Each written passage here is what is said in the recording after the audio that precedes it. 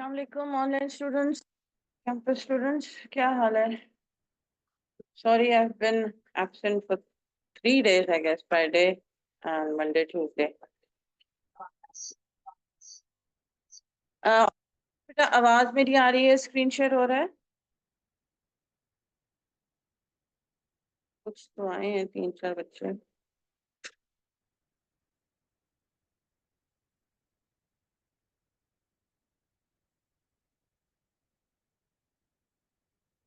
कोई भी hand raise करके मुझे बता दीजिए कि आवाज आ रही है और स्क्रीन शेयर हो रही है। तो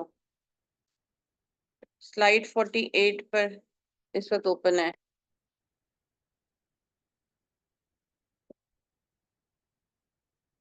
ये तो आ रहा है कि स्क्रीन शेयर हो रही है।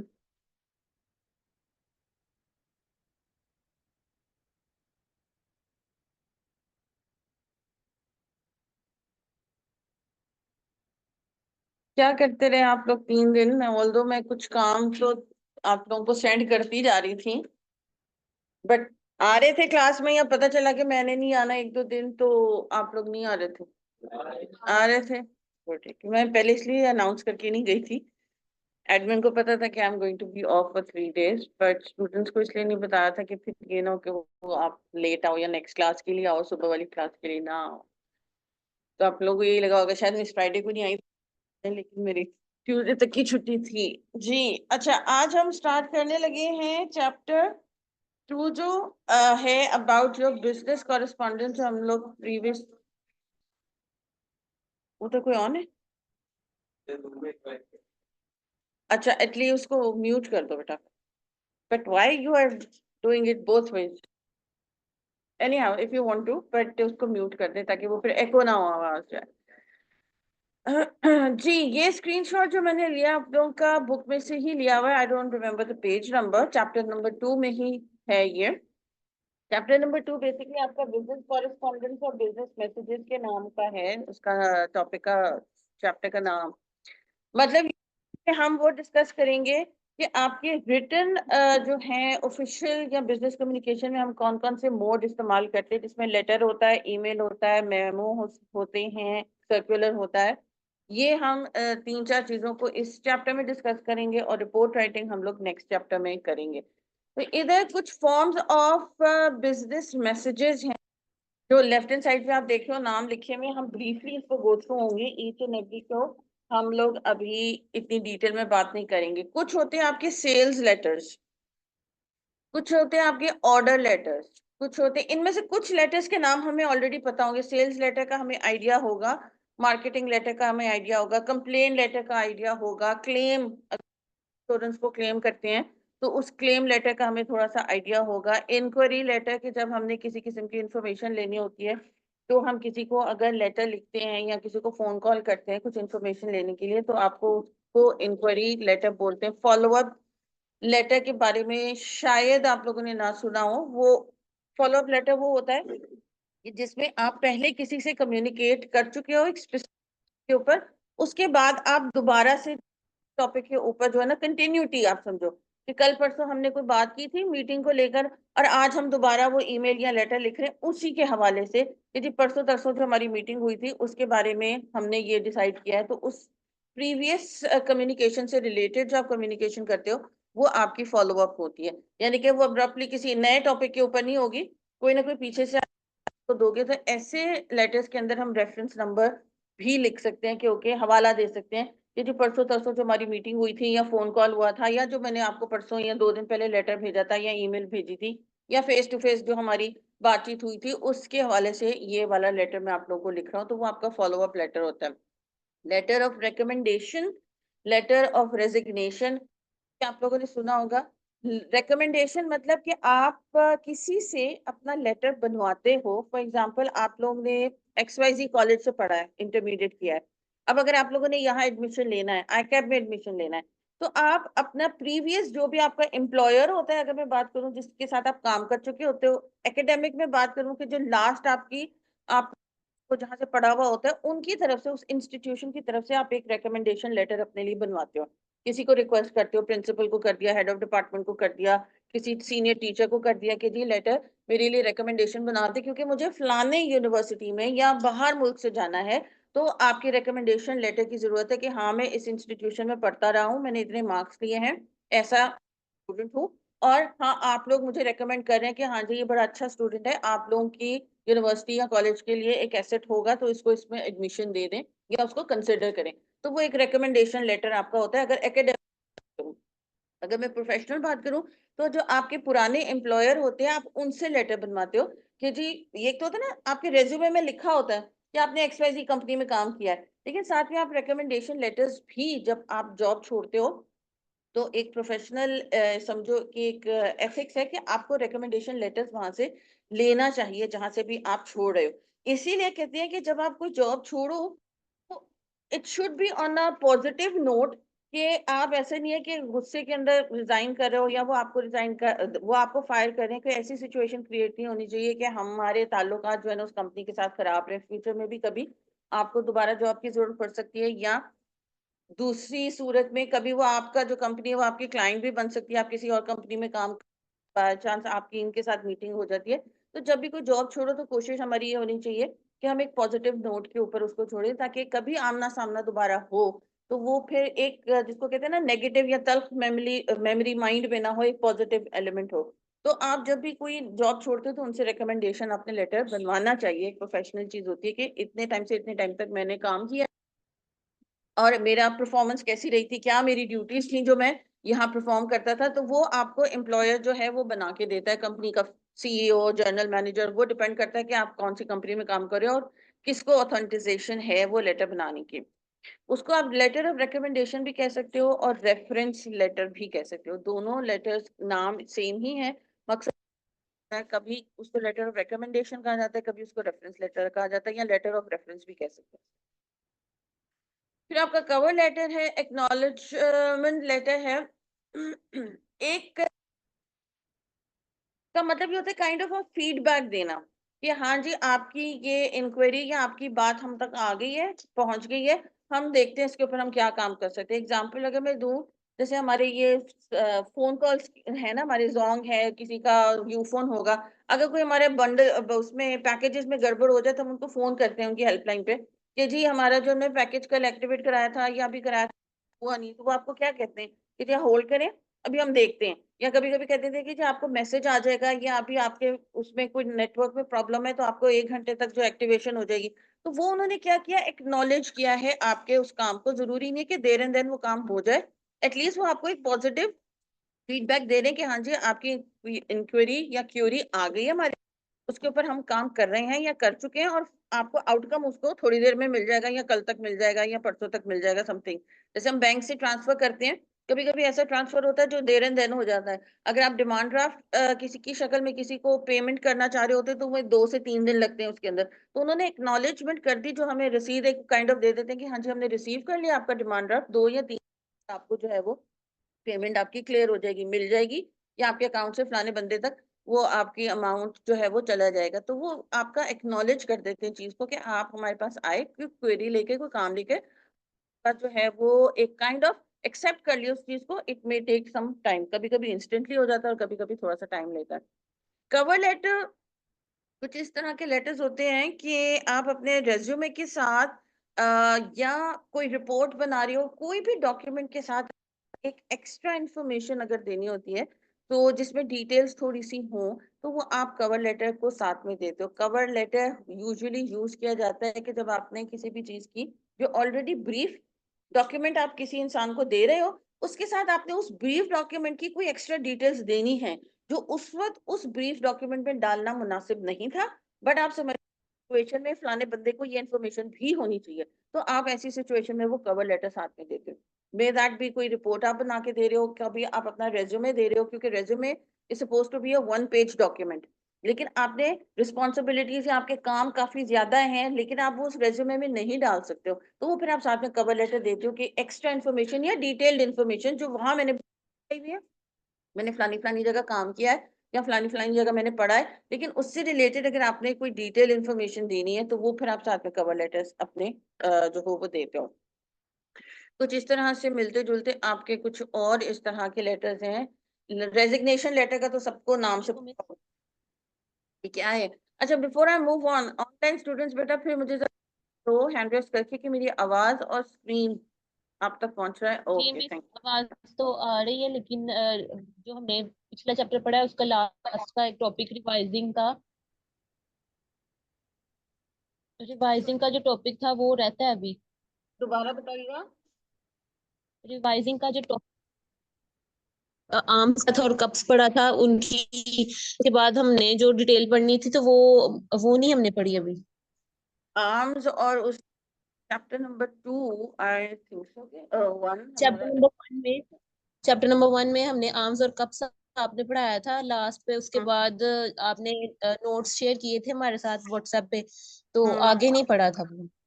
ओके, आप ये समझो कि जो बेटा हम लोग उस स्क्रीन में पढ़ चुके हैं ना रिव्यू के बारे में और एडिटिंग के बारे में, उसके बारे में यहाँ जी स्लाइड के ऊपर आप लोगों को डिटेल में चीज बताई थी ना, जो लेक्चर आप समझो कि दिया था, इस स्लाइड के ऊपर हम काफी देर तक रहे थे, तो उसमें यही चीजें जी डिटेल यहाँ लिखी हुई हैं। तो दिस इज काइंड जी ऑफ इज टू रीड। अब उधर मैंने ब्रीफली बता दिया था, अगर मैं इसको सारा कुछ पढ़ के आप लोगों को बताती तो वो थोड़ा सा वो स्लाइड रीडिंग हो जाती है, तो वो इस वजह से मैंने वो आर्म ओपन करके आप लोगों को डिटेल बताई थी, डिटेल में लेक्चर दिया था। ये वही चीजें हैं कि जो आप लोगों ने खुद थोड़ा सा रिव्यू करना है इस चीज को, जी चल ठीक है। कि रिव्यू क्यों हेल्पफुल होता है हमारे लिए, क्या फायदे हो सकते हैं रिव्यू करने के। यानी कि तीसरा जो स्टेप है हमारा राइटिंग प्रोसेस का, रिव्यू, उसमें उसको अगर हम ऑप्ट नहीं करेंगे, अगर हम उसको रिव्यू नहीं करते, हमने आइडियाज बनाए और हमने रफ ड्राफ्टिंग कर रिव्यू नहीं किया, तो उसके क्या नुकसान हो सकते हैं या क्यों हेल्पफुल है ये रिव्यू हमारे लिए। तो वो जैसे हमने बताया था कि जी हम कोई चीज ऐड कर लेते हैं, रिमूव कर लेते हैं, पंक्चुएशन देख लेते हैं, वो आपकी प्रूफ रीडिंग में भी, जी अगर मैं स्लाइड करती हूँ तो पंक्चुएशन की बात की हुई है। ये मैंने आपको जी बताया। ठीक। आप खुद भी जो हो वो अपने काम को चेक करा सकते हो, आप किसी और से भी चेक करा सकते हो बाहर से। कुछ इस तरह का डॉक्यूमेंट बना रहे हो, अब जैसे अगर मैं आपको कोई असाइनमेंट देती हूँ, फॉर एग्जांपल मैं क्योंकि टीचर हूँ, ठीक है ना, एजुकेशन से मेरा रिलेशन है, तो एजुकेशन के ऊपर अगर मैं आप लोगों को कोई असाइनमेंट बना के देती हूँ, तो हो सकता है कि आप किसी टीचर या एजुकेशनलिस्ट के पास जाओ हेल्प लेने के लिए कि जी हमें ये असाइनमेंट मिली है, तो हमें थोड़ी सी हेल्प आउट कर दें कि जी आजकल पाकिस्तान का या पंजाब का सिस्टम एजुकेशन का क्या चल रहा है नॉल कोई। पर अगर आपको कोई काम करने को दे देता है तो आपकी जितनी नॉलेज है वो तो उसके ऊपर आप काम करोगे। कभी किसी प्रोफेशनल के पास आपको जाने की जरूरत पड़ सकती है कि ये मैंने डॉक्यूमेंट बनाया है तो आप जरा चेक कर लो। मैंने तो चेक कर लिया है, बॉस को भी चेक करा रही है, लेकिन ये क्योंकि प्रोफेशनल है, आईटी से रिलेटेड या एजुकेशन से या एक्सवाइजी फील्ड से रिलेटेड है, तो आप उसको चेक कर लो। तो वो आप खुद भी चेक कर सकते हो और डिफरेंट लोगों से, depending upon the situation and the जिसको कहते हैं नौयत आपके काम की क्या है। अगर कोई फॉर एग्जांपल एक ईमेल ही है या लेटर ही है, छोटी सी डॉक्यूमेंट है, वो तो आप खुद ही रीचेक कर सकते हो, ज्यादा से ज्यादा अपने सीनियर को जी करा सकते हो या अपने कलीग को करा सकते हो बॉस को देने से पहले। लेकिन अगर आप कोई रिपोर्ट राइटिंग है या कोई आप एनालिटिकल रिपोर्ट जो आपकी सालाना होती है या मेरे ख्याल से 6 महीने में जो होती है, 3 महीने में, वो अगर कुछ इस तरह की आप बड़ी चीज बना रहे हो, तो वो हो सकता है कि आपको किसी को और को भी चेक कराने की जरूरत हो। तो यहाँ जरूरी नहीं होता कि ईच एंड एवरी चीज आपने हर किसी को ही चेक करानी है। कभी कभी कोई छोटी चीज आप लिख रहे हो, एक टेक्स्ट मैसेज है या आपको एक टेबल बना के दे रहे हो, तो वो आप चेक कर लो या किसी और को चेक करा लो, वो इनफ रहेगा। वो अगर कोई बड़ी डिटेल चीज या किसी ऐसे टॉपिक पर या प्रोफेशन पर या फील्ड पर आप बना रहे हो कि जिसमें आपकी नॉलेज है, तो आपने अपनी वेरिफिकेशन जिसको कहते हैं ना करानी है कि यार ये इन्फॉर्मेशन मैंने सही डाली है कि नहीं डाली है, वो फिर ऐसी सिचुएशन में आप किसी और को चेक करवाते हो। अब अगर हम एडिटिंग पे आते हैं, तो जैसे आपने अपने ग्रामर को चेक करना है, वो हमने कप्स के अंदर भी पढ़ा था। आपने अपनी स्पेलिंग को चेक करना है, अपने ग्रामर को चेक करना है, कोई वर्ड्स आपने गलत तो नहीं डाल दिए, वो यूजेज के अंदर आया था ना कप्स के अंदर कि आप अपने अल्फाज कर रहे हो कि नहीं कर रहे हो। ये वो चीजें इधर ही डिटेल्ड में मेंशन है जो मैंने उधर लेक्चर की शक्ल में आपको दे दी थी। ग्रामर एरर्स देखने हैं, कोई आपने आउटलाइन में भी मैंने बात की थी कि कोई रिपीट इन्फॉर्मेशन तो नहीं डाल दी है, कोई एक्स्ट्रा इन्फॉर्मेशन तो नहीं डाल दी है, कोई इररेलेवेंट इन्फॉर्मेशन तो नहीं डाल दी है। वो सारी चीजें हमने ऐड और रिमूव में उस वाले इमेज में की थी कि कोई चीज ऐड तो रिमूव तो नहीं करनी। ये समझो कि डिटेल में इंफॉर्मेशन यहाँ दी हुई है। कोई स्पेस बार ज्यादा तो नहीं दबा दिया, कोई स्पेलिंग मिस्टेक तो नहीं हो गई है, कोई टेंस की गड़बड़ तो नहीं हो गई है, तो ये आपका प्रूफ रीडिंग यहाँ पर चीज आ जाती है। पहले आप एक स्टेप में करते हो कि अपने काम को देख रहे होते कि आउटलाइन से मिलता जुलता मेरा काम है कि नहीं है जो मैंने बनाई थी। उसके बाद आप समझो कि ये जो प्रूफ रीडिंग होती है में जाने की होती है, इसमें आप एक फुल स्टॉप तक को चेक करते हो कि अब मैंने फुल स्टॉप यहाँ लगाना था, मैंने कॉमा यहाँ लगाना था, वो कप्स में हमने बात की थी तो पंक्चुएशन की, तो वो आपकी यहाँ प्रूफ रीडिंग के अंदर आती है कि पंक्चुएशन और स्पेलिंग वगैरह मैंने यहाँ चेक करनी है। याद हो अगर आपको मैंने बताया था कि सेकेंड ड्राफ्ट के अंदर जब आप सॉरी रफ ड्राफ्ट के अंदर आप जब अपनी राइटिंग कर रहे हो तो उस वक्त आपने अपनी स्पेलिंग्स को अपने टेंसेस को इतना नहीं देनी है क्योंकि आपने रीचेक करना है। वहां आपने अपने सिर्फ आइडियाज को फ्लो होने देना है कि जो हमने यहाँ आउटलाइन में बनाया था वो मैं सही तरीके से लिख रहा हूँ कि नहीं लिख रहा, क्योंकि मैंने सारी चेकिंग जो है वो थर्ड स्टेप में करनी है। तो ये वाली वो थर्ड स्टेप है जिसमें आपने एक फुल स्टॉप तक को देखना है। आई होप कि क्लियर हुआ होगा Fauzia. I think so Fauzia की तरफ से क्वेश्चन था।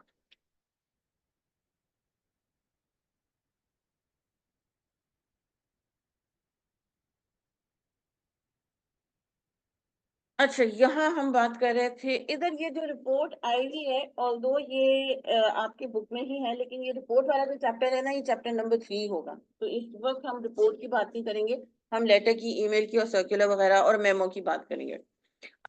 लेटर ऑफ रेजिग्नेशन होता है, सर्कुलर लेटर होता है, वो क्या होता है हम आगे जाके अभी पढ़ेंगे। मेमोरेंडम होता है जिसको हम शॉर्ट फॉर्म में मेमो कहते हैं, वो क्या होता है। एजेंडा होता है, मिनट्स ऑफ मीटिंग्स होते हैं या उसको खाली मिनट्स भी कहते हैं, और फिर रिपोर्ट होती है जो कि हमने चैप्टर नंबर 3 में पढ़नी है। इसमें आपने इस चैप्टर में लेटर करना है, ईमेल मेमो करना है और सर्कुलर करना है। These are the 4 things that we are going to do in chapter number 4। और इन्हीं 4 और जो थर्ड चैप्टर है रिपोर्ट राइटिंग, ये 5 चीजों में से कोई एक चीज वो आपको देते हैं आपके लेटर राइटिंग वाले क्वेश्चन में, जो कि आपका 20 मार्क का होता है। या वो आपको मेमो रिपोर्ट दे देते हैं, या वो आपको मेमो दे देते हैं नॉर्मल वाला जो भी हम पढ़ेंगे, या ईमेल दे देंगे या सर्कुलर दे देंगे, इनमें से कोई एक चीज देते हैं। बाकी जो लेटर्स की उन्होंने आपको एक्सप्लेनेशन दी हुई, sales letter and all that, वो हमारी अपनी नॉलेज के पॉइंट ऑफ व्यू से कि कितने टाइप्स ऑफ लेटर्स आते हैं। अच्छा, अगर हम बात करते हैं अपने रूटीन मैसेजेस की, अब जैसे आपने एक दूसरे को फॉर्मल मैसेज भी भेजना है, फलाने टाइम पे आ जाइएगा, आ जाना या समथिंग लाइक दैट, आप इनफॉर्मल थोड़ा सा हो सकता है, जैसे मैंने भी पहले भी बात की थी कि आजा कह सकते हो आप दोस्तों को, आजा आप अपने किसी सीनियर को या किसी टीचर को ऐसे नहीं कह सकते, आप आ जाएंगे समथिंग लाइक दैट, हम उर्दू में भी थोड़ा सा वो हो जाते हैं। तो जो रूटीन के मैसेजेस होते हैं यूजुअली जो आप ऑफिस में बातचीत कर रहे होते हो, तो उसके अंदर इतनी जरूरत नहीं होती है कि अब अगर मैंने इस बंदे को याद दिलाना है या बताना है फॉर दैट मैटर पहली दफा ही कि जी आप और आप जो है ना वो मीटिंग के लिए 3 बजे आ जाना आज, तो इस मैसेज के लिए तैयारी करने की जरूरत नहीं है। तो not every email even written में भी या वर्ब ओरल भी, हर मैसेज जो आप कन्वे करना चाह रहे हो उसके अंदर प्लानिंग की जरूरत नहीं होती है कि मैंने कौन से अल्फाज चूज। दैट जो आपके रूटीन के मैसेजेस चल रहे हैं वो आपके जो वर्क प्लेस के ऊपर, तो you don't need that kind of a detailed planning for that. सिर्फ हाँ ये माइंड में रख लो कि मैंने किसको बुलाना है और कितने बजे बुलाना है, बस। उसमें कोई आउटलाइन बनाना और ये करना है, इवन अगर आप ईमेल भी कर रहे हो तो क्योंकि आपने मेरे ख्याल से 2 या 3 लाइनों की ईमेल करनी है उस बंदे को या उन लोगों को, तो उसमें ऐसा जितना सोचने का नहीं, सिर्फ देख लिया कि हाँ मैंने टाइम सेट कर लिया था, फलाने बंदे को करना था, उनको तीनों को मैंने ऐड कर लिया ईमेल के अंदर, हाँ जी चलो जी सेंड कर लो, बस इतना सा। कोई प्लानिंग नहीं करनी कि मैंने वर्ड चॉइस क्या यूज करनी है, ऑल दैट। तो रूटीन वाले मैसेजेस में you don't need to go into that kind of a detail. जो आपके डे टू डे टास्क हैं उसमें डिटेल में जाने की जरूरत नहीं होती। कुछ आपके मैसेजेस होते हैं जो हैं कि आपके किसी खास रिसीवर को भेजने हैं, या चाहे वो इंटरनल कम्युनिकेशन हो चाहे वो एक्सटर्नल कम्युनिकेशन हो, कभी कभी वो खास टारगेटेड ऑडियंस होता है आपका जिनको आपने मैसेज भेजना होता है। कभी कभी क्या होता है, अगर मैं बात करूं कि हम यही काम कर रहे हैं, हम सारे यहाँ, मैं आपकी टीचर हूँ और आप लोग स्टूडेंट्स हो, मुझे कोई एक मैसेज आप लोगों को भेजना है कि जो कि इम्पोर्टेंट है, रोज आप लोगों से बात हो रही होती है, लेकिन अब ऐसी कोई चीज है कि जो सीएफई की तरफ से कोई अनाउंसमेंट है जो हमारी तरफ से जानी है, तो वो एक प्रॉपर आपको एक एसएमएस किया जाएगा। वरना कभी कभी ये सॉरी व्हाट्सएप मैसेज आजकल के जमाने में होता है, वरना कभी कभी होता है ना एडमिन की तरफ से कोई आया, बेटा हाँ 4 बजे वो हो जाएगा, मिस नहीं आ रही है तो ये छुट्टी कर लो, आपसे वैसे भी बातचीत हो सकती है, लेकिन कभी आप ही लोग वही ऑडियंस हो, लेकिन उस वक्त कुछ फॉर्मल मैसेज आपको सेंड करने की भी जरूरत हो सकती है जो आप लोगों को अक्सर व्हाट्सएप पे मिलते रहते हैं और आगे भी मिलते रहेंगे। तो ऐसी सिचुएशन में उस वक्त आप वो हमारे टारगेटेड ऑडियंस हो जिनको एक तरीके का मैसेज सेंड करने की जरूरत है। ऐसा नहीं है कि अनप्रोफेशनल या वैसी कैजुअली और एडमिन की तरफ से अनाउंसमेंट कर दी और चले जाएं, कभी ऐसा भी हो सकता है। लेकिन कभी अगर हम चाह रहे हैं कि आपको एक फॉर्मल तरीके से किसी चीज की इनवाइट भेजी जाए या कोई एक मैसेज भेजा जाए, तो फिर वो ही डिपार्टमेंट जो है उसी ऑडियंस को एक तरीके का मैसेज भेजेगा। तो कभी कभी आपकी सेम ऑडियंस जो है वो आपकी इंपॉर्टेंट वाली ऑडियंस भी बन जाती है, जिसको हम टारगेटेड कहते हैं। और कभी आपके वैसे भी टारगेटेड ऑडियंस ऐसे होते हैं, कुछ सर्टेन आपके क्लाइंट्स हैं जिनके साथ आपकी डीलिंग है, कि उनके साथ आपने थोड़ा सा जो है डिटेल में ही कॉरेस्पॉन्डेंस करनी है या कम्युनिकेशन करनी है। तो कभी कभी रूटीन मैसेजेस होते हैं, कभी कभी आपके कुछ टारगेटेड मैसेजेस होते हैं जिनको हमने माइंड में रखना होता है। Intra cultural and intra group messages, अच्छा इस पे इंटर कल्चरल या इंटर कम्युनिकेशन और इंट्रा कम्युनिकेशन क्या होती है, किसी को आइडिया है? एक होती है इंटर, एक होती है intra. If I am not wrong, ये बुक में से ही, बुक में होगा ये डेफिनेटली। इंट्रा कम्युनिकेशन वो होती है जो हम अपने आप से खुद से कर रहे होते हैं। तो होता है, हुआ है ना लाइफ में कि खुद से ही बातचीत बंदा कर रहा हो, कोई चीज रख के भूल गए। अभी जैसे मुझे चश्मा नहीं मिल रहा था ना, तो मैं अपने आप से बोल रही थी हो मैं माइंड में, घर तो नहीं भूला ही फिर से मुझे प्रॉब्लम होगा। तो व्हाट आई वाज डूइंग, ठीक है मैं अल्फाजों से नहीं बोल रही थी लेकिन माइंड में I was talking to myself. तो वो इंट्रा कम्युनिकेशन हो जाती है। और इंटर कम्युनिकेशन होती है कि आप मुख्तलिफ लोगों से, यानी कि दो से ज्यादा, तीन से ज्यादा कम्युनिकेट कर रहे होते हो, तो वो आपकी इंट्रा कम्युनिकेशन है। इंटर कम्युनिकेशन है। इंट्रा कम्युनिकेशन वो होती है जो आप अपने आप से बात कर रहे होते हो। अब यहाँ बात हो रही है inter cultural and intra group messages. अब अगर मैं आपको यहाँ इंट्रा का वर्ड बताऊं कि मैंने एक इन तीन का ग्रुप बनाया, मैंने एक इन तीन का ग्रुप बनाया है। अब इस ग्रुप अंदर जो ये लोग आपस में बातचीत कर रहे होंगे वो इंट्रा ग्रुप मैसेजेस होगी। कि मैंने इनको एक असाइनमेंट दी है कि जी बेटा ये लेटर है, आप लोगों ने लिखना है, और बाकियों को जो है ना वो आप लोगों ने वो उसके पॉइंट्स बताने, जो कल मैंने आप 6 से सिर्फ डिस्कस किए थे। गर्ल्स बताएंगी बाकी गर्ल्स को, आप 3 बॉयज जो वो करके बाकी बॉयज को बताओगे, ताकि आज का लेक्चर आप लोग लोगे, गर्ल्स और वो लेक्चर लेंगी। तो आप जो तीनों बातचीत कर रहे होगे कि मैं एक्स वाई जी को बता देता हूँ, मैं एक्स वाई जी को बता देता हूँ, मैं एबीसी को बता देता हूँ, तो वो आपस में जो आप लोग कम्युनिकेट कर रहे हो कि कौन कितना टाइम देगा, कितने स्टूडेंट को कौन क्या पॉइंट बताएगा, वो आप लोगों की इंट्रा ग्रुप मैसेजिंग हो रही है। चाहे वो आप फेस टू फेस कर रहे हो, चाहे इस वक्त आप लोग टेक्सटिंग या एसएमएस या कुछ भी कर रहे हो, चाहे ईमेल भी एक दूसरे को कर रहे हो, कल परसों कहीं और बैठे हुए हो और आज का तारीख आपको पता था कि जी 5th को जो है वो हमने क्लास में देना है, तो हम आपस में जो ग्रुपिंग में बात हो रही है वो आपकी इंट्रा ग्रुप मैसेजिंग हो जाएगी। और इंटर कल्चरल वो होती है कि आप डिफरेंट कल्चर के लोगों से बातचीत कर रहे होते हो। अब जहाँ कल्चर का माइंड में आता है ना, क्योंकि ये जो कल्चर से related, I am not going to go into that much of a detail, क्योंकि ये एक पूरा सेमेस्टर होता है इंट्रा कल्चरल कम्युनिकेशन के ऊपर। रखना कि हम यहाँ सिर्फ उस कल्चर की बात नहीं कर रहे हैं कि जो डिफरेंट मुल्कों के या डिफरेंट, आप समझो कि प्रोविंसेस के कल्चर्स होते हैं। जैसे पंजाब का कल्चर है, वो तो एक नॉर्मल चीज है, एक कल्चर से माइंड में वही आता है कि मुल्क का या सोसाइटी का कल्चर। दूसरा, यहाँ जब हम बिजनेस कॉरेस्पॉन्डेंस की या वर्क प्लेस कम्युनिकेशन की बात करते हैं कि जहाँ हम काम कर रहे हैं या करने वाले हैं, इंस्टीट्यूशंस के, उन ऑर्गेनाइजेशंस के, उन फर्म्स के, उन कंपनीज के अपने कल्चर होते हैं। जैसे मैंने कहा था कि एक कंपनी से दूसरी कंपनी में जब जॉब चेंज करोगे, तो आप कहोगे पिछली कंपनी में तो ऐसा नहीं होता था, इस कंपनी में को क्या प्रॉब्लम है, या ये कंपनी तो बड़ी अच्छी है, पिछले वाली कंपनी में ये नहीं होता था। तो क्यों? उनका कंपनी का, फर्म्स का कल्चर डिफरेंट है, डिफरेंट है, उनकी एनवायरनमेंट डिफरेंट है। आप कंपेयर नहीं कर सकते हो कि वो भी सेम होगा, क्योंकि मैं बैंकिंग सेक्टर, एक बैंक में काम करता था, मैं दूसरे बैंक में जा रहा हूँ, तो उनका भी वही सिस्टम होगा। देखो एक वेग सिस्टम तो वही होगा, पैसे की लेन देन एंड ऑल दैट, वहां भी टेलर होगा, उधर भी जनरल मैनेजर होगा, लेकिन जो इंटरनल उनकी एनवायरनमेंट है वो XYZ बैंक और ABC बैंक की डिफरेंट है। वो बैंकिंग सेक्टर ही, जो उनका एक अम्ब्रेला टर्म है वो तो सारी सेम ही रहेगी, लेकिन इंटरनल कम्युनिकेशन या जो कल्चर है वो डिफरेंट हो सकता है। तो हमने उधर का भी कल्चर समझने की जरूरत है कि ओके, आप जब तक नई जगह को अडॉप्ट नहीं करते हो, उनमें ढलने की कोशिश नहीं करते हो, तो आप वहीं अटके रह जाते हो। वो जॉब छोड़ तो देते हैं हम, लेकिन हम उसी के रूल्स, उसी की पॉलिसीज और उसी के एनवायरनमेंट में अटके रहते हैं, एक नई जगह पे हम एडजस्ट नहीं कर पाते। That goes for personal situation also, कि अगर आप बाहर पढ़ने जा रहे हो, मुल्क से बाहर, जो हो फॉर, हाँ एग्जाम्पल अभी तो आप लोगों पे पढ़ने का ही देती हूँ कि पढ़ने जा रहे हो, आप समझो कि यहाँ की जो हमारी पढ़ाई थी पाकिस्तान की, मैंने 12-13 साल 15 साल जो पढ़ा है, मैंने वही स्ट्रैटेजीज वहां जाके अप्लाई करनी है, तो विल यू बी एबल और anyone will able to adjust there 100%? नहीं, हमें बहुत ज्यादा डिफिकल्टीज आएंगी, क्योंकि हम उस एटमोसफेयर को या उस एनवायरमेंट कल्चर, जो एजुकेशनल कल्चर है, उसको अडॉप्ट करने की कोशिश ही नहीं कर रहे हैं। हम अपने ही उस सोच के साथ गए हैं और उसी को कह रहे हैं कि बस जो, फिर हम कहेंगे कि जी टीचर की समझ नहीं आ रही है, इंस्टीट्यूशन की समझ नहीं आ रही है, लैंग्वेज बैरियर आ रहा है, वो तो डेफिनेटली आएगा, लेकिन बहुत सारे बैरियर्स हम अपने लिए खुद क्रिएट कर रहे हैं। एक्सक्यूज मी, लैंग्वेज बैरियर तो है। अगर आप चाइना जाते हो पढ़ने के लिए, उनकी इंग्लिश कुछ अजीब, वो चाइनीज में भी पढ़ा सकते हैं, अमेरिका जा रहे हो या कहीं और जा रहे हो, वो लैंग्वेज बैरियर अंग्रेजी का या किसी और जबान का तो रहेगा ही। लेकिन हम वहां जाके खुद कितनी एफर्ट कर रहे हैं लैंग्वेज के अलावा अपने बैरियर्स हटाने की, वहां कितनी कोशिश करोगे, एडजस्ट करो।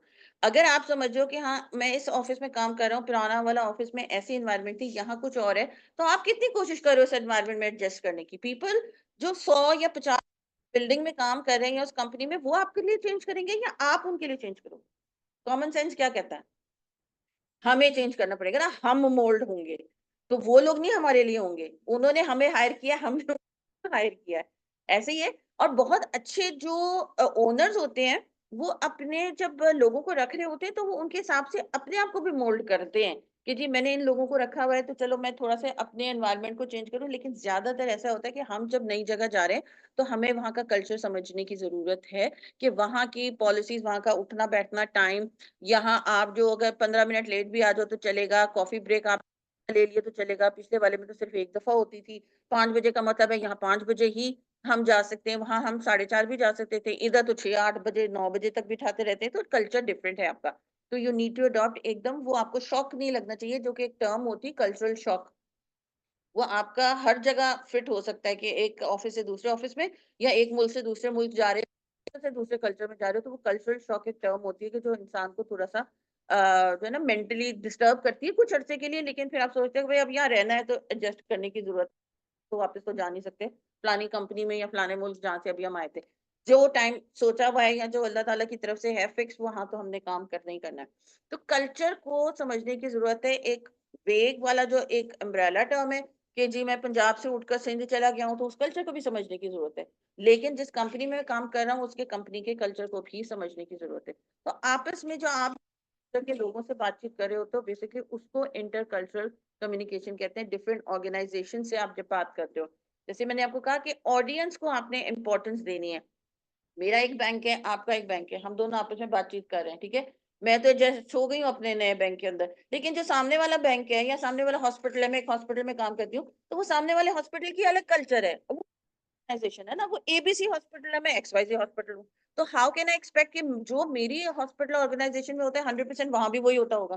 तो मुझे उनको मद्देनजर रखते हुए अपनी कम्युनिकेशन करनी है, किस ऑर्गेनाइजेशन में मैं काम करूँ। वो वाला ऑर्गेनाइजेशन जो हॉस्पिटल है, वो तकरीबन मेरे जैसे ही है, उनको फ्लान हम अपनी तरीके से कम्युनिकेट करते हैं, उनको समझ में आ जाता है, उनसे हमारी कम्युनिकेशन बड़ी अच्छी थोड़ी एफर्ट करनी पड़ती है, ऑल्दो ये भी हॉस्पिटल ही है, हमारी भी मैनेजमेंट की कंपनी है, उनकी भी मैनेजमेंट की कंपनी है, लेकिन डिफर करेंगे उनके जो सोच है, उनकी एनवायरनमेंट है, उनका कल्चर है, वो डिफरेंट तरीके से अपनी ऑर्गेनाइजेशन को लेके चल रहे हैं, हम डिफरेंट तरीके से चल रहे हैं।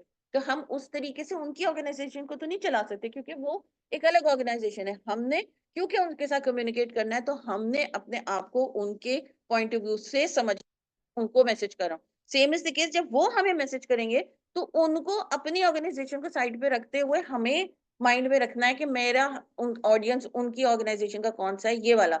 तो वो हमारे लिए मैसेज को कंस्ट्रक्ट करें, वाइस वर्सा हम उनके लिए मैसेज कंस्ट्रक्ट करें।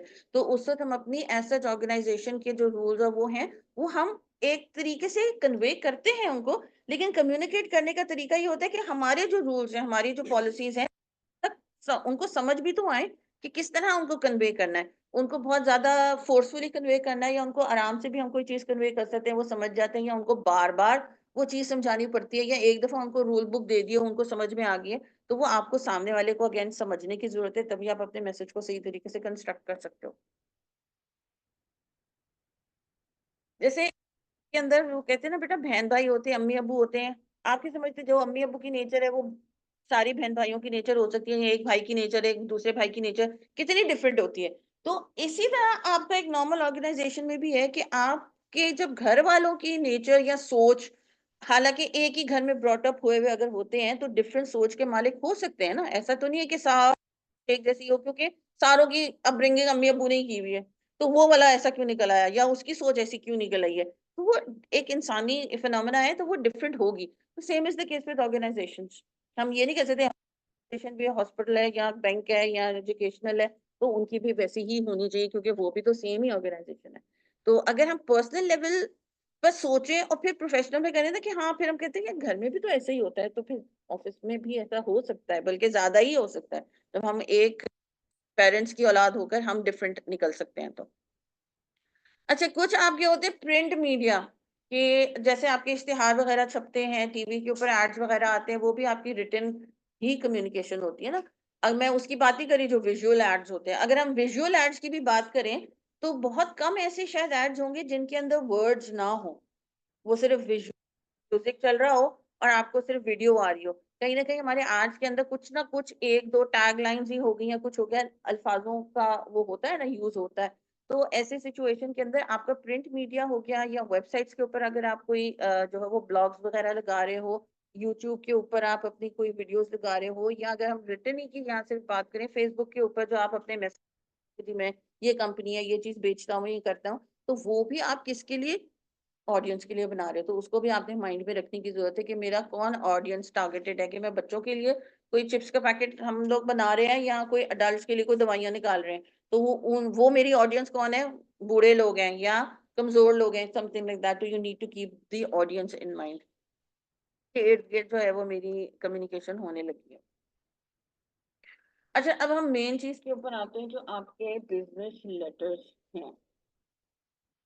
फॉर्मेट को बड़े ध्यान से समझने की जरूरत है बेटा, क्योंकि मैं कोशिश मेरी ये है और आप लोगों की तरफ से भी होनी चाहिए कि जब आप लोग लेटर्स लिखो तो कम से कम गलतियां हो, और जो इनका जो फॉर्मेट माइंड में है ना उसको साइड पे रखना है। जैसे मैंने पहले भी कहा था कि वो, मैं ये नहीं कह रही कि वो गलत उन्होंने बताया था, क्योंकि उस वक्त आपके लेवल ऐसा था कि वो ज्यादा डिटेल नहीं बताने की जरूरत थी, तो इस वजह से उन्होंने एक नॉर्मल आपको जो है वो आइडिया दिया था, ताकि उनको पता था कि आगे क्लासेस में जाओगे तो आप लोग एक प्रॉपर फॉर्मेट सीखोगे ऑफिशियल कम्युनिकेशन का, यानी कि बिजनेस राइट। बिजनेस लेटर्स क्यों जरूरी होते हैं?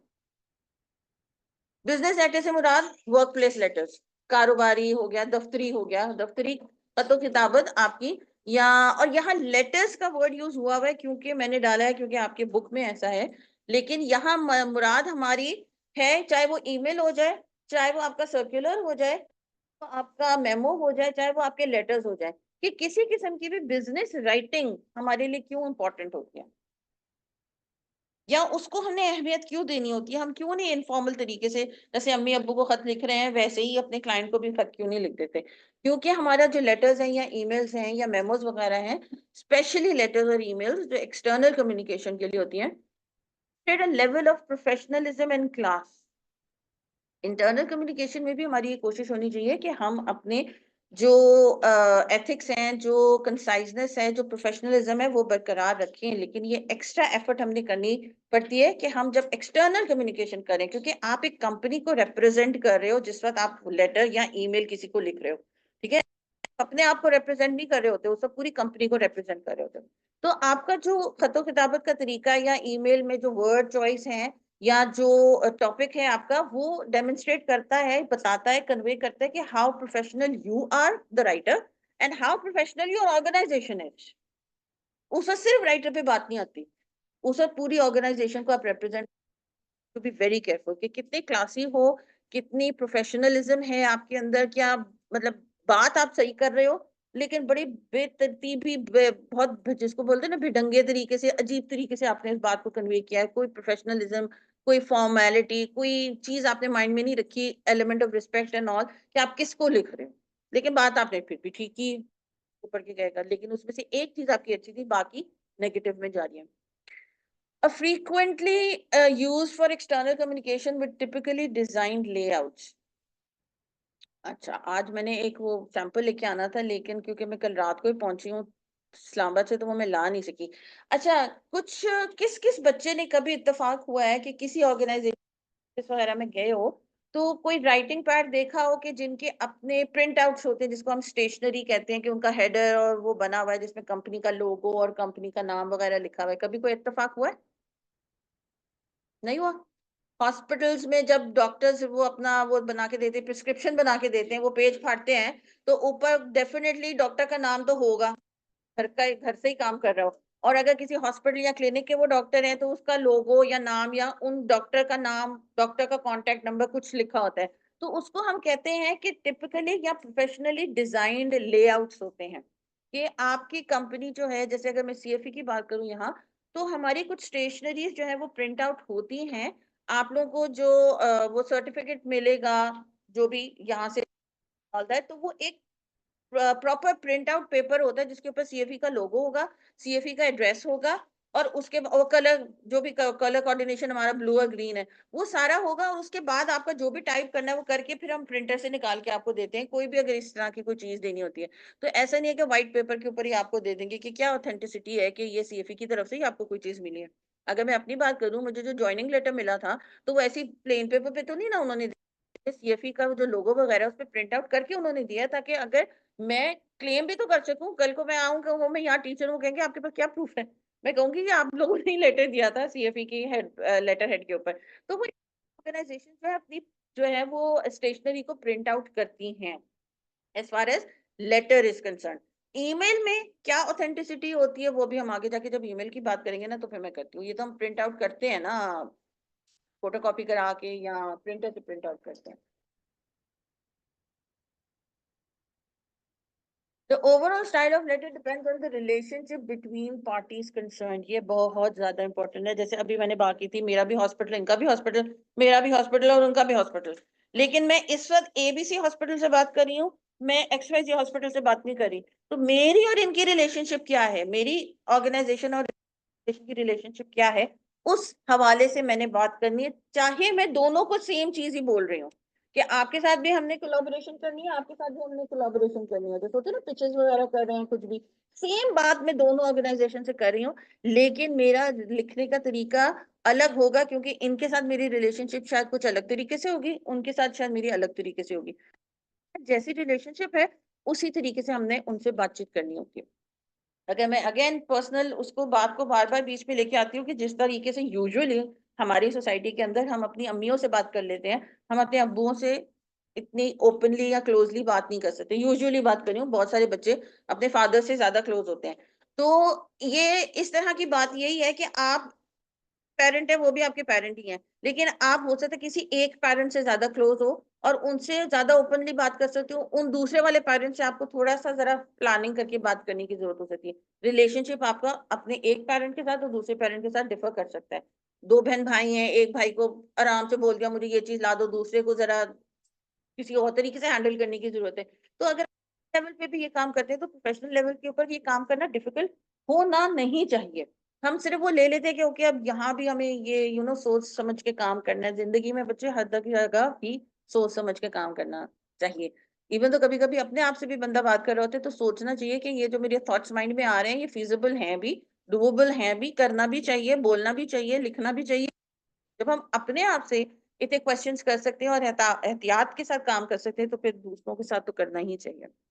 इट हैज मेनी टाइप्स, ये टाइप्स अभी हम बात कर चुके हैं कि कितने टाइप्स ऑफ लेटर्स आपके होते हैं। रिक्वेस्ट होता है, इंक्वायरी होता है, सप्लाई होता है, अपोलोजाइज लेटर होता है, कंडोलेंस लेटर होता है, कोई खुदा ना खास्ता फौतगी हो जाए, कोई डायरेक्टली आप रिक्वेस्ट कर रहे होते हो किसी, कोई आपको रिक्वेस्ट का रिप्लाई दे रहा होता है कि जी हाँ हमने आपकी रिक्वेस्ट को अप्रूव कर दिया है या रिजेक्ट कर दिया है। अभी आप इनविटेशन लेटर किसी को सेंड कर रहे होते हो, तो डिफरेंट टाइप्स ऑफ आपके जो है वो ऑफिशियल या आप वर्क प्लेस कम्युनिकेशन के लेटर्स बोलो होते हैं। इसमें लेटर्स के साथ साथ ये ईमेल्स में भी चीज कन्वे होगी। आप ईमेल भी कर सकते हो किसी को, बिल की ईमेल कर सकते हो, कंडोलेंसेस की रिक्वेस्ट की ईमेल कर सकते हो। आजकल के जमाने में ज्यादा वैसे ईमेल्स ही चलती है, but again it depends on the organisation that you going to work at. वहां हो सकता है कि आपका अभी भी लेटर ज्यादा चलते हो, मेमोज इंटरनल कम्युनिकेशन में बहुत चलते हो, ईमेल्स पे कम ध्यान देते हो। कुछ है कि ईमेल्स ही बस चाहिए हमें और कोई टाइप नहीं चाहिए, कुछ है ईमेल्स और व्हाट्सएप की टेक्स्ट वो डिपेंड करेगा आप किस ऑर्गेनाइजेशन में काम कर रहे हो, वहां क्या चीज ज्यादा चलती है। Business letter is useful because it provides a permanent written record for authenticity and trial of documents. अब जैसे आप लोगों ने अपने यहाँ फॉर्म्स सबमिट कराए होंगे, जब आप लोग यहाँ आप लोगों ने एडमिशन लिया था, तो आप लोगों के फॉर्म्स कहीं ना कहीं फाइल्स में होंगे पड़े। तो किसी ने देखना है कि ओके कौन से सेशन के कौन से बैच है, 2022 के 2023 के, वो फोल्डर निकाला और आप लोगों की वो सारा कुछ देख लिया। तो अगर हम पीस ऑफ रिटन ये डॉक्यूमेंट्स ना रखें, सिर्फ सिस्टम पे ही रिलाई करेंगे, तो सिस्टम अगर खुदा ना खास्ता पूरा ही डाउन हो गया या कुछ हो गया, तो हमारे पास जितना डेटा है वो सारा खत्म हो जाएगा। तो अभी आजकल के जमाने में भी ये इतनी ज्यादा टेक्नोलॉजी होने के बावजूद फोल्डर्स आप लोगों ने बहुत सारे ऑफिसेज में देखे होंगे, वो इसीलिए होते, चाहे वो हम प्रिंटर से ही प्रिंट कर रहे होंगे, हेल्प लेंगे इलेक्ट्रॉनिक मीडिया की, लेकिन फिर भी हम कोई प्रूफ के पॉइंट ऑफ व्यू से, रिकॉर्ड के पॉइंट ऑफ व्यू से अपने पास एक चीज जो है ना वो रिटर्न में रखेंगे। तो इसकी जो आप समझो कि अहमियत है ना, वो अभी तक तो कम नहीं हुई है, आगे का जमाने का आई कांट से। ये टेक्नोलॉजी होने के बावजूद जो आपका प्रिंट मीडिया है या प्रिंट है, रिटर्न के पॉइंट ऑफ व्यू से वो अभी भी ऑथेंटिक है। तो इस वजह से भी लेटर्स और ईमेल्स को भी आप प्रिंट कर सकते हो। अपने कोई भी चीज आपने टाइप की है और आप उसको प्रिंट, एक प्रिंटर में से निकाला और उसको भी साइड पे रख दिया, वो आपके पास एक सेफ है, आपके जो सिस्टम के अंदर पड़ा है वो तो पड़ा वही है। वो खुदा ना खास्ता इधर उधर होता भी है सिस्टम का, तो आपके पास एक प्रूफ रहेगा। कभी कभी तो लोग उस प्रिंट निकालने के बाद कॉपीज भी कर लेते हैं, just for the sake of कि वो कहीं ओरिजिनल ना घूम जाए। There are 3 or 4 types of formats, जो अगर हम लेटर की बात करें यहाँ, तो ये स्पेसिफिक लेटर का फॉर्मेट है। इधर हम नॉर्मल रिटन कम्युनिकेशन की बात नहीं कर रहे, लेकिन आई कैप की तरफ से जो फॉलो किया जा रहा है वो फुल ब्लॉक फॉर्मेट है, सबसे आसान तरीन फॉर्मेट, जिसने हमने सब कुछ साइड से लिखना है। अगर आप अपनी बुक्स में भी देखोगे तो जितने भी उन्होंने एग्जाम्पल लेटर्स दिए हुए हैं, डेट से लेकर आपका नीचे जो उन्होंने फुल नेम दिया हुआ है, सब कुछ लेफ्ट साइड पे है। डेट भी, एड्रेस भी, डियर सर मैडम भी, पैराग्राफिंग भी, रिगार्ड्स भी, क्लोजिंग भी, साइन भी, नाम भी, सब लेफ्ट हैंड साइड पे। कोई भी के बीच में जगह नहीं छोड़ी हुई उन्होंने लेफ्ट हैंड साइड पे। और कोई भी आपका डेट और सिग्नेचर राइट हैंड साइड पे नहीं है, जिसको हम सेमी फॉर्मेट या मॉडिफाइड फॉर्मेट कहते हैं। प्लीज माइंड में रखिएगा, मेरी ये रिक्वेस्ट है कि आप लोग जब भी यहाँ पे, आप लोगों ने सब कुछ लेफ्ट हैंड साइड से लिखना है। लिखते लिखते यहाँ अगर हैंड रिटन करो गड़बड़ भी हो गई है तो एरो बना दो, ताकि आपको भी याद हो जाए क्योंकि अगली दफा मैंने यहाँ से लिखना है, ये जगह नहीं छोड़नी है। तो कॉन्शियसली एफर्ट करनी है। सबसे पहले एफर्ट ये है हमारी लेटर्स लिखने में कि हमने सब कुछ लेफ्ट हैंड साइड से लिखना। ईमेल में भी है, ईमेल में भी आपको लेफ्ट हैंड साइड पे लिखना होता है। ईमेल कौन कौन बच्चा करता रहता है, यहाँ ईमेल आईडीज हैं या कभी ईमेल किसी को भेजी है? आईडी तो डेफिनेटली सबकी होगी आईकैप की वजह से, तो भेजी भी तो होगी ना, खाली आईडी तो नहीं बनानी होती। ईमेल आई है, कभी भेजी नहीं है, ओके। एक इधर कोई छोटी सी वो एक आप लोगों को टास्क दे दूंगी ना कि ईमेल करें बैठ के, सबके पास तो वो होता है। जो अदर फॉर्मेट्स हैं सेमी ब्लॉक होते हैं, मॉडिफाइड होते हैं, हमारा जो फोकस होगा वो फुल ब्लॉक फॉर्मेट पे होगा, वो सबसे आसान। ओके, ये आपकी बुक से ही एक इमेज मैंने लिया है। आप देख रहे हो कि सब कुछ लेफ्ट से लिखा हुआ है ना, हेडर के अलावा। नंबर 2, 3, 4, 5, 6, 7, 8, 9 और एनक्लोजर का वर्ड 10, सब कुछ लेफ्ट साइड से। कहीं भी पैराग्राफ में जगह नहीं छोड़ी हुई ना लेफ्ट पे, इंडेंटेशन कहते हैं। कोई भी जो हमारी आदत है कि हम लेफ्ट साइड पे जगह छोड़कर फिर अपना पैराग्राफ स्टार्ट करते हैं, वो हमने लेफ्ट हैंड साइड पे जगह बिल्कुल भी नहीं छोड़नी है। अच्छा, अब इसको हम नेक्स्ट पेज के ऊपर डिटेल में पढ़ते हैं।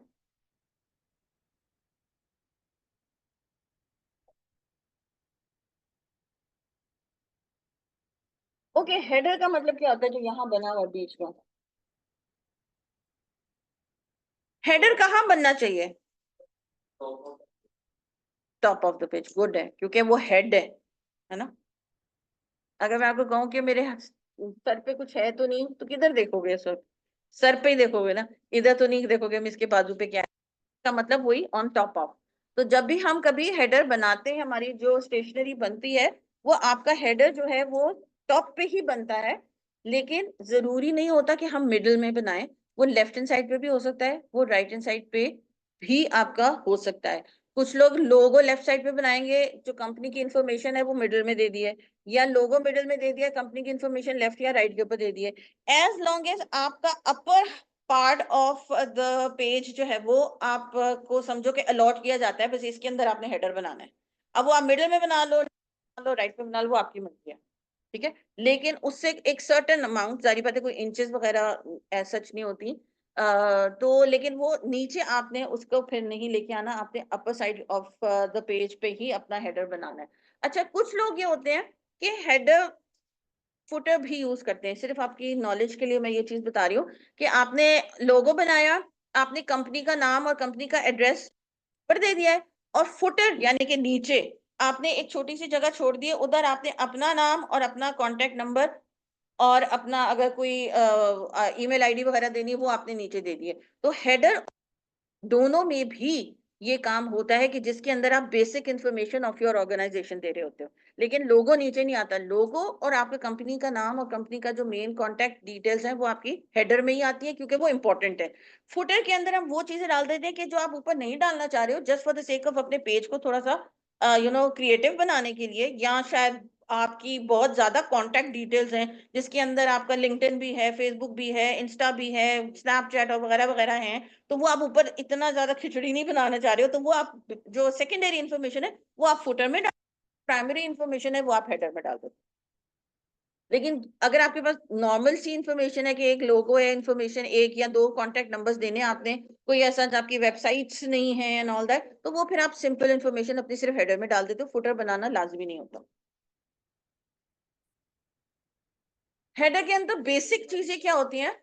कंपनी का नाम, कंपनी का एड्रेस, लोगो और कोई कांटेक्ट डिटेल्स। पुराने जमाने की अगर मैं बात करूं तो सिर्फ पीटीसीएल होता था, तो हम पीटीसीएल का कांटेक्ट नंबर डालते थे। अब क्योंकि सेलफोन्स हैं, आप लोगों की वेबसाइट्स हैं और डिफरेंट पेजेस के लिंक्स वगैरह हैं, वो डिपेंड करता है आपके बिजनेस की नौयत के ऊपर कि आपकी कंपनी क्या बिजनेस करती है, उसके कांटेक्ट डिटेल्स देनी है। लेकिन एटलीस्ट कंपनी का कोई एक कांटेक्ट यानी कि फोन नंबर तो होना चाहिए, चाहे वो लैंडलाइन हो चाहे वो सेलफोन हो। एटलीस्ट ये चीजें आपकी जरूरी होती हैं लोगों समेत।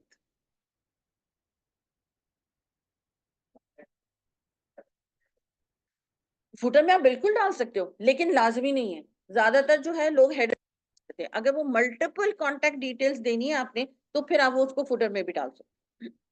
तो इसमें कोई वो नहीं है, ममानियत नहीं होती है कि आपने सिर्फ हेडर ही बनाना है। हेडर फुटर आप दोनों बना सकते हो, लेकिन ज्यादातर जो कंपनीज में देखा गया है वो हेडर्स ही बनाती हैं, बट फुटर्स भी बनते हैं। जी, फिर नंबर 2 पे डेट है, ये जरा गौर से देखना। आई होप टाइम है। आप बेटा दो तरीकों की डेट लिख सकते हो। जैसे मैंने आपको उस दिन कहा था कि आप अब जब हम लेटर का फॉर्मेट वगैरह करने लगे ना, तो जो हमारे पास पहली इंफॉर्मेशन थी ना उसको माइंड से फिलहाल डिलीट कर देंगे। वो हमारे, या डिलीट ना करो, बैक ऑफ द माइंड में रख लो कि वो भी इंफॉर्मेशन है। अब हमने जो आईकैप की तरफ से हमें फॉर्मेट दिया गया है फुल ब्लॉक का, हमने उसको फॉलो करना है, क्योंकि हमें यही चीज लिखनी है ए। और ऑफिस के अंदर, फर्म्स के अंदर ज्यादातर ये फुल ब्लॉक वाले ही इस्तेमाल होते हैं। वैसे इंफॉर्मेशन हमारे पास इंटरमीडिएट की है, ये हम नहीं पढ़ रहे हैं, तो हमारे पास दो इंफॉर्मेशन हो जाएंगी। बिल्कुल रखो, लेकिन पेपर के पॉइंट ऑफ व्यू से इस इंफॉर्मेशन को आपने अहमियत देनी है। डेट्स जो हैं दो तरीकों से लिखी जाती हैं, या आप अमेरिकन लिखते हो या आप ब्रिटिश के लिखते हो। इसमें दोनों लिखी हुई बुक में ही, बुक में भी आपके यही मेंशन। तो अगर आप फॉर एग्जांपल लिखते हो, जो कि पाकिस्तान में ज्यादातर ब्रिटिश वाला यूज किया जाता है, 20 जनवरी 2021 अगर आप लिख रहे हो, तो आपने जुलाई, सॉरी जुलाई पूरा लिखना है, GUL नहीं लिखना। And that not only goes for the ICAP का एग्जामिनेशन। अगर आप प्रोफेशनल लेवल के ऊपर भी खत लिख रहे हो तो GUL लिखोगे या AUG लिखोगे तो वो गलत माना जाता है। आप अगस्त लिख रहे हो तो पूरा अगस्त लिखोगे, सितंबर लिख रहे हो तो पूरा SEP नहीं लिखोगे। और अगर आप दूसरी वाली लिख रहे हो जो कि April 23 2021 है, ये अमेरिकन है, इसमें देख रहे हो कि आपका 20 यानी कि डेट के बाद कॉमा आ रहा है। अगर आप इसमें कॉमा नहीं डालोगे तो फॉर्मेट के मार्क्स कटेंगे। और ब्रिटिश वाले में कॉमा डाल दोगे 20 के बाद या जुलाई के बाद तो मार्क्स कट जाएंगे। अगर ब्रिटिश वाली कर रहे हो तो कॉमा आप नहीं डालोगे, अगर अमेरिकन कर रहे हो तो फिर आपने डेट के बाद कॉमा डाल। अमेरिकन जो है वो पहले महीना लिखते हैं, फिर डेट लिखते हैं, फिर ईयर लिखते हैं। ब्रिटिशर्स जो है, जो कि हम यहाँ पाकिस्तान में फॉलो करते हैं, पहले डेट होती है हमारी, फिर जुलाई सॉरी मंथ होता है, फिर आपका ईयर होता है। तो ऐसे में कोई कॉमा नहीं आएगा। अगर अमेरिकन लिख रहे हो तो डेट के बाद कॉमा लिखना है। और कोई माइंड में रख लो कि मैंने क्लास में भी यही प्रैक्टिस करनी है और पेपर के लिए भी मैंने यही प्रैक्टिस करनी है। कभी ये लिख रहे हो, कभी वो लिख रहे हो, के चक्कर में फिर वो कॉमा की गड़बड़ हो सकती है। ओके, लेटर रेफरेंस, यानी कि ये मैं थर्ड पे आती हूँ। अगर आप देख रहे हो इधर बुक्स जिन जिन बच्चों के पास है, तो वो रेफरेंस के लिए खोल भी लो आप। रेफरेंस नंबर यहाँ नंबर 3 के ऊपर लिखा हुआ है आपका, ये होता है। रेफरेंस का मतलब होता है हवाला देना। हवाले का क्या मतलब होता है? हवाला की मजीद उर्दू आसान नहीं आती मुझे। जैसे अभी मैंने नहीं कहा था कि हमने फर्स्ट कुछ एक लेक्चर में मैंने आप लोगों को कहा था कि ऑडियंस को माइंड में रखना है, तो वो मैंने कोई स्पेसिफिक लेक्चर की बात नहीं की, लेकिन पास एक लेक्चर में या 2 लेक्चर्स में मैंने आपको कोई बात की थी, तो उसका रेफरेंस मैंने आपको आज दिया कि बेटा आप लोगों को पहले भी मैंने कहा था कि हमने ऑडियंस को इंपॉर्टेंस देनी है, तो वो रेफरेंस हो जाता है। तो यहाँ स्पेसिफिक रेफरेंस दिया हुआ है, उन्होंने रेफरेंस नंबर डालकर, ये ऑप्शनल होता है। अगर आपने अपनी पीस ऑफ डॉक्यूमेंट में किसी चीज का हवाला नहीं देना, आज मैं आप लोगों को कोई नई चीज पढ़ा रही हूँ, तो मैं पास्ट का कैसे हवाला? जब मैंने वो कल परसों तरसों पिछले हफ्ते पिछले महीने पढ़ा, डिस्कस ही नहीं किया आप लोगों के साथ, तो मैं उसका हवाला दे सकती हूँ? बेटा जो मैंने परसों बताया था, आप कहोगे मैं आप तो परसों आई ही नहीं थी। सीधी सी बात है ना। तो आप जब रेफरेंस दे रहे हो, इसका मतलब है कि कहीं ना कहीं पीछे कम्युनिकेशन हुई हुई है, उसका हवाला दे रहे हो। तो ये ऑप्शनल होता है, इसके ऊपर आप स्टार डाल सकते हो। स्टार का मतलब होगा कि ये कभी डलेगा और सिचुएशन के हिसाब से होगा। तो थर्ड नंबर पे अगर हमें डालना पड़ता है, तो हम रेफरेंस नंबर डालते हैं। It helps to identify letters के कौन सा सीरियल नंबर, जिसको हम कहते हैं ना कि अगर हम रसीदें देख रहे होते हैं तो सीरियल नंबर्स हमारे होते हैं, तो वो सीरियल नंबर से हमें पता चलता है कि ओके ये इस जो है ना वो फॉर्म का है, ये इस ग्रुप का है, या इस रसीद नंबर का है, रसीद बुक है हमारे पास। तो वो आपको कोई भी चीज को आइडेंटिफाई करने में आसान। ये वो वाला रेफरेंस है जिसमें हमने परसों तरसों बात की थी, उसकी कंटिन्यूटी जा रही है। नंबर 4 पे एड्रेस वाला सेक्शन आता है, जिसमें आपने रिसीवर का फुल नेम लिखना है, लिखनी है, और एड्रेस लिखना है।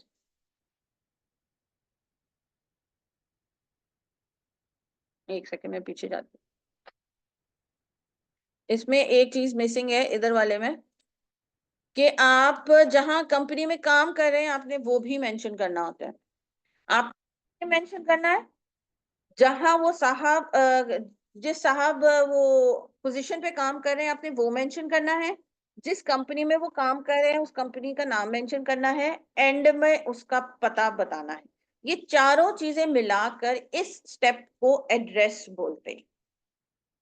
सिर्फ जो पता है ना, वो एड्रेस जरा कॉम्प्लिकेटेड लगेगी स्टार्ट में, लेकिन प्लीज माइंड में रखो इस चीज को, कि जब भी आपको बोला जाए कि आपने एड्रेस लिखना है, तो इसका ये मतलब नहीं है कि लिटरली अगर हम यहाँ बैठे, इस वक्त if I am not wrong, ये 56 एबव ब्लॉक है, तो मैंने आपको कहा कि बेटा जरा एड्रेस लिखना, तो आपने सिर्फ 56 एबव ब्लॉक गार्डन टाउन लिख दिया। एड्रेस का मतलब है कि स्टेप का नाम है एड्रेस। इसमें हमने 4 चीजें डालनी ही है। नाम या साहिबा का नाम, फुल नेम, जिस डेजिग्नेशन पे वो काम करते हैं, फिर जिस कंपनी में वो काम करते हैं, और फिर उस कंपनी का पता।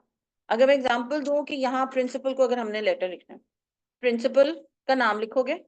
प्रिंसिपल यानी कि वो उनकी डेजिग्नेशन है ना, जिस पोजीशन पे वो काम करें, ये उनका नाम हो गया, प्रिंसिपल हो गए। अब वो कहाँ काम करते हैं? CFE college. कॉलेज हो गया उस ऑर्गेनाइजेशन का नाम। अब वो सीएफई कॉलेज कहाँ एग्जिस्ट करता है? 2 है ना। तो ये वाले की बात करो कि 14th एबव ब्लॉक की बात कर रहे हो, कि लेटर इधर जाए कि उधर जाए? वो अलग बात है कि वो उधर भी बैठेंगे इधर भी बैठेंगे, मगर एड्रेस पे पहुंचना ना। आप ऐसे नहीं कर सकते हो 57/14 एबव ब्लॉक इधर भेज दो या उधर भेज दो। आपने कोई एक पता लिखना है, तो वो जो लिटरली उर्दू वाला वर्ड है ना पता, वो एंड में आता है। इन चारों चीजों का नाम अंग्रेजों ने स्टेप को एड्रेस रखा, तो इस वजह से हम उस लफ्ज एड्रेस से सिर्फ पता लिखते हैं। तो इस एड्रेस की रिक्वायरमेंट ये 4 है, बुक में भी आपके ये यहाँ मेंशन है कि ये 4 चीजों को आपने मेंशन करना है। नाम, फुल नेम, आपका जिस डेजिग्नेशन या पोजीशन पे वो बंदा या बंदी काम करे, उनका जिस कंपनी में काम करें, और फिर पता। ये हो गया आपका फॉर्मल के लिए। अब अगर हम बात कर रहे हैं, कभी कभी इनफॉर्मल, तो वो लिखना भी पड़ जाएगा, पेपर में भी आ जाता है और आ जाता है। वो एक दो ही हैं जो रिपीट करके दे रहे हैं, लेकिन इनफॉर्मल आ जाता है। तो इनफॉर्मल में आपने जिनको आप खत लिख रहे हो उनका फुल नेम लिखोगे और डायरेक्टली उनका एड्रेस लिखो। और ऐसी सिचुएशन में आप उनका ना डेजिग्नेशन मेंशन करोगे, क्योंकि आप अपने अम्मी अब्बू खाला मामू चाचा दोस्त या कजन को किसी को लिख रहे हो, फॉर एग्जाम्पल, या मियाँ बीवी आपस में लिख रहे हैं, तो उनकी डेजिग्नेशन तो नहीं ना डालेंगे कि ये जी मेरी वाइफ है या ये मेरी फियांसी है या मेरे अब्बू हैं। अहमद खान है और फिर डेजिग्नेशन क्या है जी, अब्बू। वो यू कैन डू दैट। तो ऐसे इनफॉर्मल में सिर्फ आपका नाम आएगा उस इंसान का, और उनका जिस एड्रेस पे आप खत भेज रहे हो वो आएगा। ये माइंड में रखना प्लीज। इनफॉर्मल में सिर्फ दो चीजें, नाम और आपका एड्रेस। अच्छा जी, करेक्ट पंक्चुएशन अगर हमारी नहीं है, कैपिटलाइजेशन अगर हमारी एड्रेस वाले सेक्शन में नहीं है, तो मार्क्स कटेंगे। अगर मैं बात करूं एबक ब्लॉक गार्डन टाउन की, तो गार्डन का जी स्मॉल टी स्मॉल है, तो मार्क्स कटेंगे, क्योंकि ये प्रॉपर नाउन है। प्रॉपर नाउन हमेशा हम कैपिटल लेटर से स्टार्ट करते हैं। तो ऐसी सिचुएशन में अगर अननेसेसरी पंक्चुएशन कर दी है, या कैपिटलाइजेशन नहीं की है, या कैपिटलाइजेशन एवं ही कर दी है जहाँ नहीं जरूरत थी, तो आपके मार्क्स कटेंगे। तो इस वाले स्टेप पर हमने ये माइंड में रखना है कि फुल नेम लिखना है, डेजिग्नेशन लिखनी है, एड्रेस लिखना है, करेक्ट पंक्चुएशन होनी चाहिए है, और आपका जो है वो कैपिटलाइजेशन आपको माइंड में रखनी है इन चीजों की। अगर हम पीछे जाके इस नंबर 4 को देखें, ये सबसे पहले उनका नाम है, फिर वो फाइनेंस डायरेक्टर है, उनकी पोजीशन है, कहाँ काम करते हैं, इस्लामाबाद मेटल्स लिमिटेड में काम करते हैं। और फिर एड्रेस उन्होंने यहाँ मेंशन नहीं किया हुआ, लेकिन उन्होंने एड्रेस का यहाँ वर्ड लिख दिया कि यहाँ हमने एड्रेस लिखना है। Post code is not necessary for your examination. ठीक है, पोस्ट कोड लिख दो तो भी ठीक है, अपना फेक बनाकर नहीं भी लिखते हो तो भी चलेगा। यहाँ हमने सिर्फ जो है वो एड्रेस की फॉर्मेलिटी पूरी करनी है। कौन सा हमारा असली में खत जाना है ना उस इंसान को। पेपर की मैं बात करी, वो तो हम फॉर्मेलिटी के लिए कर रहे हैं ना। अब अगला सवाल आपके माइंड में ये हो सकता है कि जी टॉपिक में वो देंगे नाम नहीं, जब लेटर राइटिंग करना शुरू करेंगे असली वाली ना, तो फिर उस वक्त हम उस चीज को डिस्कस करेंगे। वो इंफॉर्मेशन ज्यादा मैं नहीं देना चाह रही थी, कहीं ओवरफ्लो ना हो जाए information. Let me check the chat message. जी हो जाएगा, डोंट वरी। चैप्टर 1 में हमारी पेस थोड़ी स्लो रहती है बेटा, क्योंकि जो आने वाले चैप्टर्स है ना, उसमें आप लोगों ने वो चीज इंप्लीमेंट करनी है कि ऑडियंस को ध्यान में रखोगे। और इस वक्त हमारी ऑडियंस क्या है कि जो भी टॉपिक हमें मिलता है जिनके ऊपर हमने लेटर या ईमेल वगैरह लिखना है, सिचुएशन को हमने माइंड में रखना है, हमने चेकिंग करनी है अपने काम, और हमारी ठीक होनी चाहिए। तो चैप्टर 1 में थोड़ा सा टाइम हमें लगता है बच्चों को इम्पोर्टेंस बताने के लिए कि आने वाला जो चैप्टर्स हैं जिनमें हमने राइटिंग करनी है, उसको उसकी इम्पोर्टेंस क्या है असल में भी, और आईकैप की तरफ से भी। आप समझो कि ये सिर्फ हम पेपर की तैयारी नहीं कर रहे, जैसे मैं डे 1 से बोल रही हूँ, ये आईकैप जो आपको प्रोफेशनली तैयार कर रहे हैं। तो इस वजह से चैप्टर 1 में हमारा टाइम थोड़ा ज्यादा होता है। ओके, नंबर 5 पे सब्जेक्ट लाइन, ये तो हम इंटरमीडिएट में भी लिखते आए हैं ना। सब्जेक्ट लाइन का आइडिया है,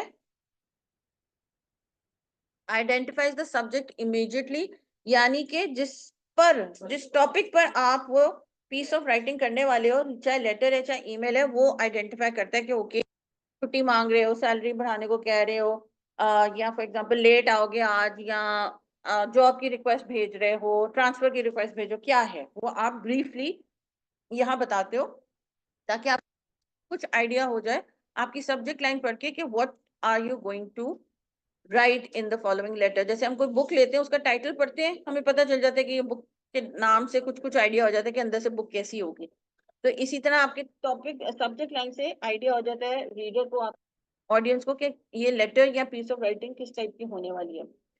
नंबर 6 पे सैल्यूटेशन है, जिसको हम आसान इंग्लिश में ग्रीटिंग्स भी कह सकते हैं, जिसमें आप फॉर्मली एड्रेस करते हो, यानी कि मुखातिब करते हो।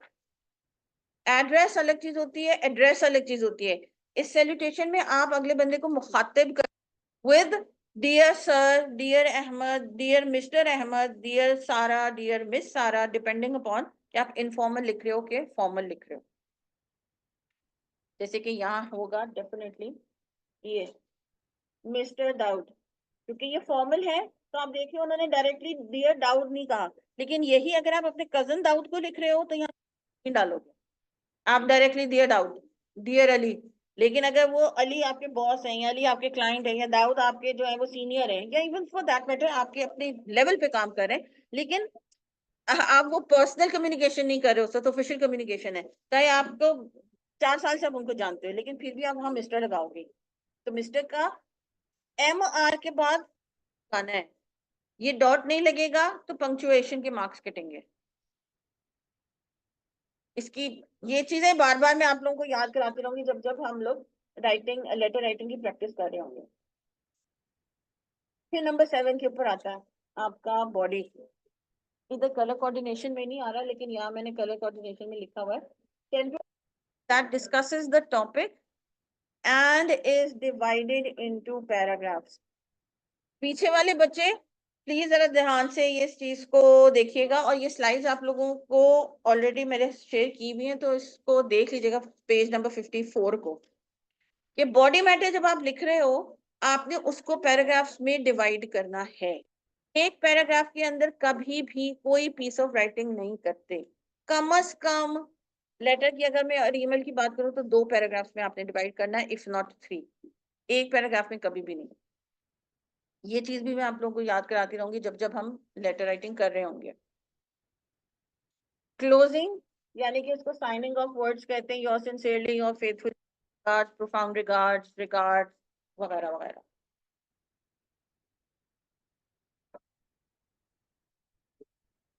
नाइन्थ पर आपका आ रहा है सिग्नेचर एरिया, जिसके मैं अगर पिक्चर आप लोगों को दिखाऊं, ये लेफ्ट साइड पे देख रहे हो, योर सिंसियरली आपकी क्लोजिंग होगी।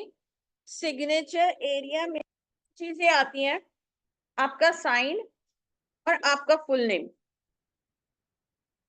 क्या 2 चीजें आएंगी? Sign and full name for the formal. अगर आप मम्मी अब्बू को खत लिख रहे हो या इनफॉर्मल लिख रहे हो तो आपका सिग्नेचर एरिया नहीं आएगा। योर सिंसियरली या सलाम दुआ के बाद रिगार्ड्स के बाद आप अपना फर्स्ट नेम सिर्फ वहां लिख दोगे। हम इनफॉर्मल और फॉर्मल प्रैक्टिस करेंगे, ज्यादा फॉर्मल की करेंगे, इनफॉर्मल की 2 या 3 दफा ही करेंगे क्योंकि कम आते हैं इनफॉर्मल वाले। कल इस वाले स्लाइड को हम ब्रीफली दोबारा से रिव्यू करके फिर move on to the next slide. Writer signature comes before the writer's full name. ये सिर्फ जो बातें मैं लेक्चर में दे रही हूँ वो सिर्फ ऑडियो में नहीं जा रही है, ये रिटन में भी जा रही हैं। तो अगर आप लोग ये स्लाइड्स को ध्यान से 1 दफा से 2 दफा नहीं पढ़ोगे और फिर वो अगर गलतियां हमारी इंप्लीमेंट हो रही होंगी लेटर में, तो वो फिर इसका मतलब है हम दोनों पार्टीज की तरफ से कोई नाअहली हो रही है, मैंने कन्वे सही नहीं किया और दूसरा आप लोगों ने अंडरस्टैंड सही नहीं किया, तो we need to work on that. तो इस वजह से प्लीज ये माइंड में रखना है कि आप जब सिग्नेचर करते हो तो फुल नेम से पहले सिग्नेचर करते हो और आपका सिग्नेचर के बाद आपका फुल नेम आता है। नॉट ओनली दैट कि यहाँ लिखा हुआ है, आपकी बुक में भी बना हुआ है, तो बुक को भी आप लोगों ने साथ में लेके चलना है जब भी घर में बैठ कर रहे हो, ताकि गलतियां कम से कम हो। उसके बाद मैं करेक्शन करके अगर दे रही हूँ या आप किसी और को दिखा रहे हो करेक्शन में, तो वो एक चलो हो तो जाएगी, फीडबैक मिल जाएगा, लेकिन बेहतर है कि 1-2 दफा जब लेटर की प्रैक्टिस कर रहे हो तो बुक को ओपन करो, बुक का जो फॉर्मेट है उसको सामने रखते हुए XYZ टॉपिक के ऊपर आप लेटर राइटिंग करो, ताकि आपकी कम से कम गलतियां हो, आपको पता चले क्योंकि इस स्टेप पे मुझे ये लिखना है, इस स्टेप पे मुझे ये लिखना है। Then you can share your letters with me, मैं आपको मजीद फीडबैक दे सकती हूँ, चेक कर, you won't be left alone on your own. Enclosure के ऊपर हम कल बात करेंगे, ये थोड़ा सा डिटेल में समझने वाली चीज है। अस्सलाम वालेकुम फहीम, क्या हाल है स्टूडेंट्स? कोई क्वेश्चन आज के हवाले से? स्लाइड 54 हम कल दोबारा ब्रीफली स्टार्ट में रिवाइज करेंगे, then we'll move on with other slides, okay, ताकि आज जो चीज समझी है वो कल भी हमारी रिवीजन हो जाए। Okay, see you guys tomorrow इंशाल्लाह।